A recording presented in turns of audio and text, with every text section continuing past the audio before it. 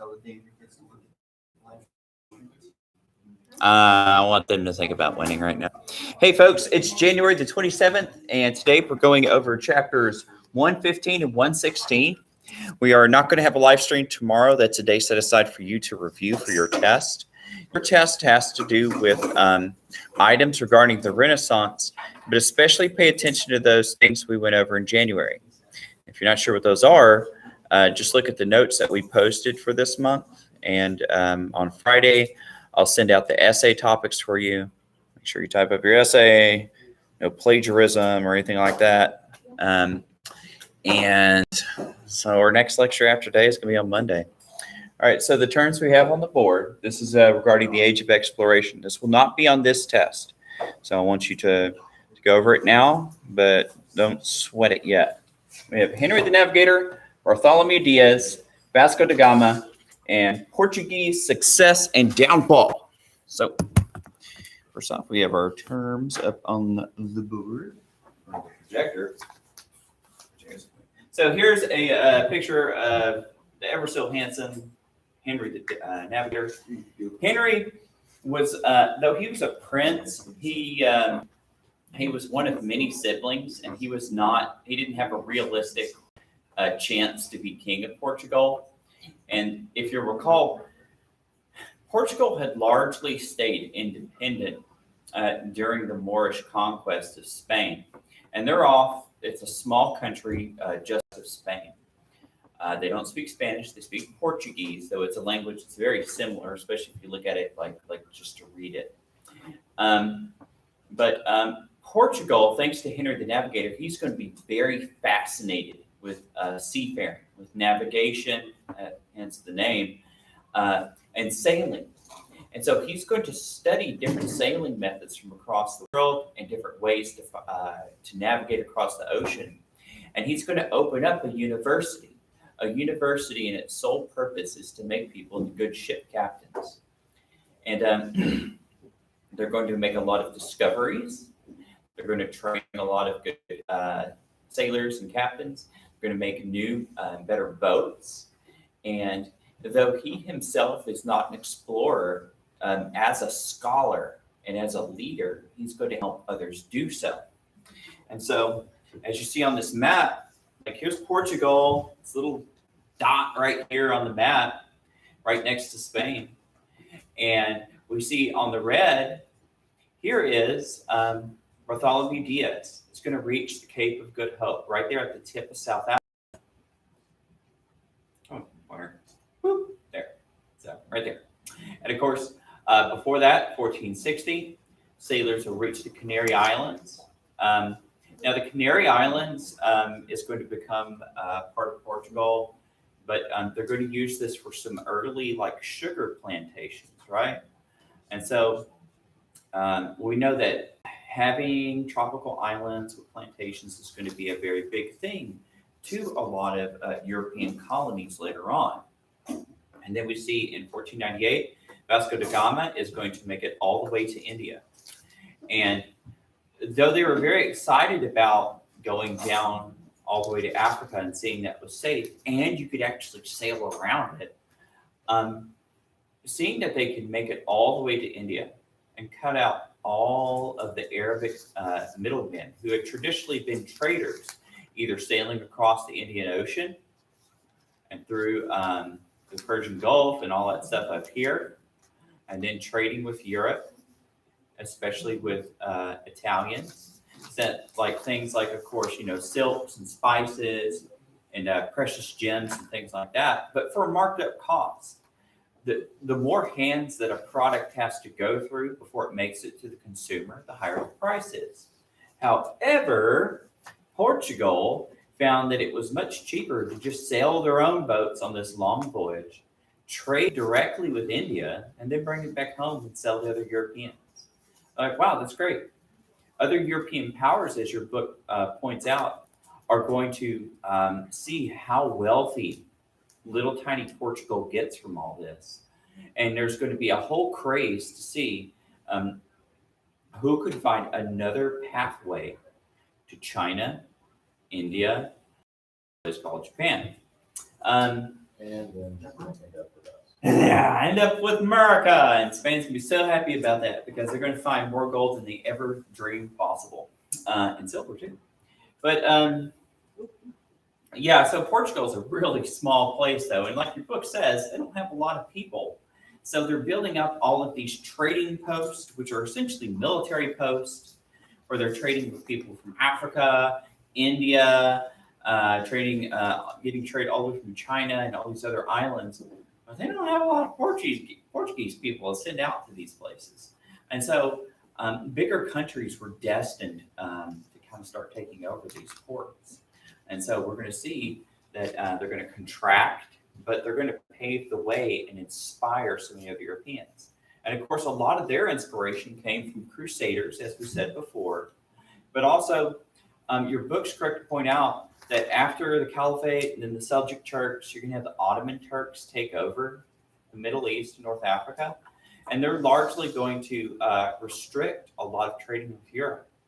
And so the Italians are going to lose their monopoly on trade, but Europeans are still going to want all these products and these goods. And so where there's a void in the market, somebody's going to find a way. This is Vasco da Gama. Of course, he's going to sail all the way to India and make it back home as a celebrated hero. His cargo is going to pay for his voyage many times over, which goes to show just how expensive spices were, especially cinnamon. At this time period, cinnamon still was bought secondhand in India. They had no idea where it came from. They had no idea it actually came from islands over here. But it's going to be a long time for them to figure it out. But Europeans are crazy about that. And sugar. Now, they didn't have chocolate yet, huh? Cinnamon's great. It is great. Yeah. I like Cinnamon butterfly. like I make breakfast every Sunday. And it's either like French toast or like pancakes, and for the kids. And yeah, I just put like cinnamon and vanilla. So that's my secret. Here's the extent of the Portuguese Empire. Once we have the discovery of the Americas, of course, they're going to have a lot of land here, especially Brazil, where they still speak Portuguese today, and all that cool stuff. And so we see they're going to have island holdings all throughout the Atlantic. They're going to have a lot of trade posts. The most profitable trade posts, unfortunately, are going to be the ones on the western coast of Africa, where they, of course, will trade with Africans on the west coast who will sell them slaves from more of the interior of Africa. The Portuguese actually are going to have one monopoly that's going to last for a long time. Portugal is going to be one of the few countries that's going to trade with Japan for a while, until eventually it's only going to be the Dutch. And the reason it's going to be the Dutch is because the Dutch have no interest in colonizing or Europeanizing or Christianizing the Japanese, and the Japanese were very xenophobic. They didn't want foreigners in their country, much less their ideas. But they saw that the Dutch didn't really care about that. They would still trade with the Dutch for a long time. So, but he's later. Okay. Yeah, looks familiar. All right. So let's get through our terms for the day. But as we see in history, there's always cause and effect, right? So we saw that there were many causes and effects that led to the importance of the Holy Land. And then the Crusades are, of course, going to help prompt people to want to have nice things. And wanting to have nice things is going to prompt people to want to explore. And yada, yada, yada, you got America. So there's a whole lot of things that it doesn't happen in like outer space. It's not in a vacuum. These things will always have a reason behind a myriad of reasons, like a whole spider web of them. All right, so Henry the Navigator. So who is he again? A navigator. Well, no, kind of, but he was born a prince, yeah. So Portuguese prince.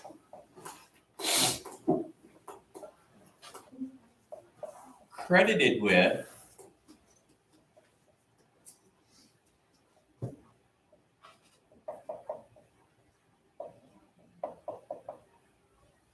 what's he credited with? Like, what did he help do for Portugal? He helped them find ways to He revolutionized their ability to sail, yeah, with new innovations and a calling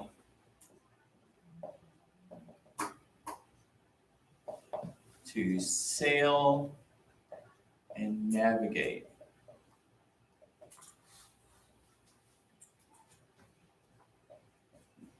Sends expeditions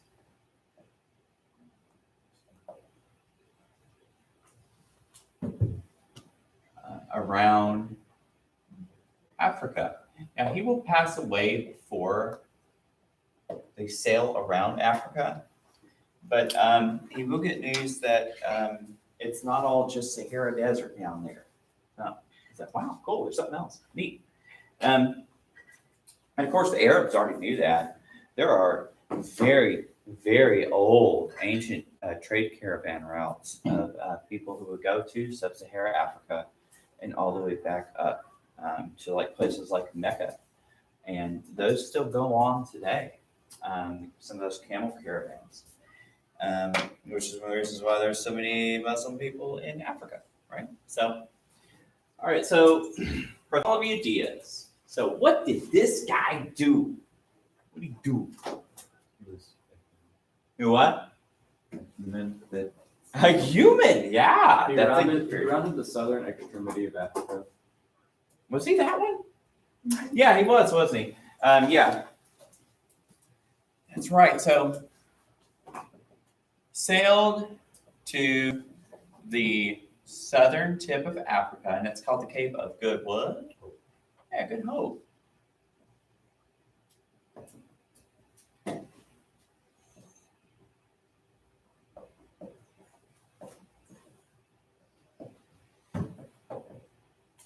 So the Cape of Good Hope. And it's supposed to be really pretty water down there. I was like, supposedly like there's a lot of surfers and people who like diving and great white sharks. No, not too bad. Shark bite. Cape of Good Hope. So Next person. What? India. Vasco da Gama, what? Yes, sir. What? India. India, yeah, that's right. So sailed all the way to India, which was jackpot. They're like, we did it, guys. We finally made it to like where so much of this stuff comes from. Hooray! And so let's use our military to make a trading post. So they did that. Portuguese, they'll trade with you, but they want to have their own sovereign port where they can have their own laws, stuff like that. And they're just going to take it from you violently. Because you're a heathen anyways. All right, so Vasco da Gama.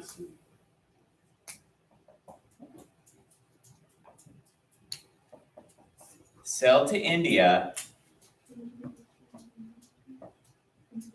opening up a trade network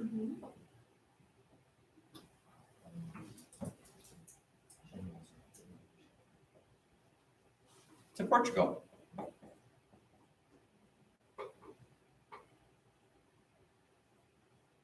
So hooray for them. All right. So, and this is going to like totally blow the socks off of other Europeans and the British. They're like, wow, how do we do that? That sounds great. It sounds like instant riches. All right. Portuguese success and downfall. So what's some of the reasons for their success? They were the first to do it, right? Like in a long, long time. So,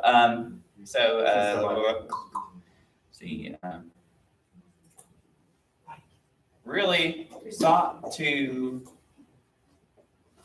sail to India and bypass the Ottomans instead of just being like, wow, that stinks. Guess we'll pay all this gold. And the Ottomans had no love for these people anyway. So. All right, so they're like, hey, we did this. So what were some of the reasons why they just couldn't make this super wide, big world empire?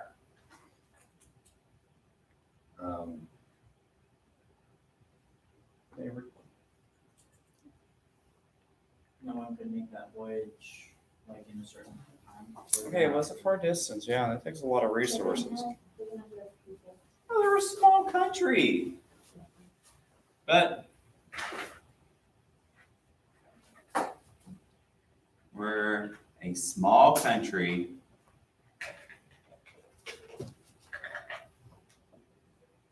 And couldn't hold a lot of territory.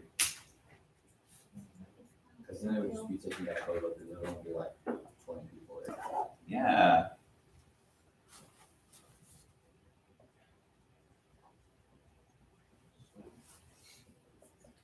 And they had a technological military advantage thanks to gunpowder and stuff and metal armor against like tribal people they came across, right? Like people who were still fighting warfare similar to the way that you would find like even in Alexander the Great's time, like in India.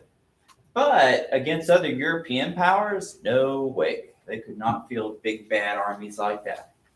Especially England. Oh yeah, and at this time, England doesn't really have a navy yet. I mean, they're eventually going to have one. Like even during times like Henry VIII, Elizabeth I, they didn't really have much of a navy. Now during the time of Elizabeth I, even when we're going to talk about like the invasion of the Armada, most of the ships that she's going to have that's going to fight off that Armada are just like volunteers. They're not actually going to be really the Royal Navy yet. They will build a big Royal Navy, they will, but they're not there yet. They're able to defend their home quite well, but that's about it. Hey folks, that's pretty short and sweet, so that's going to end our lecture today. Please make sure you study and come back and take your test on Friday. I'll talk to you again in person on Monday.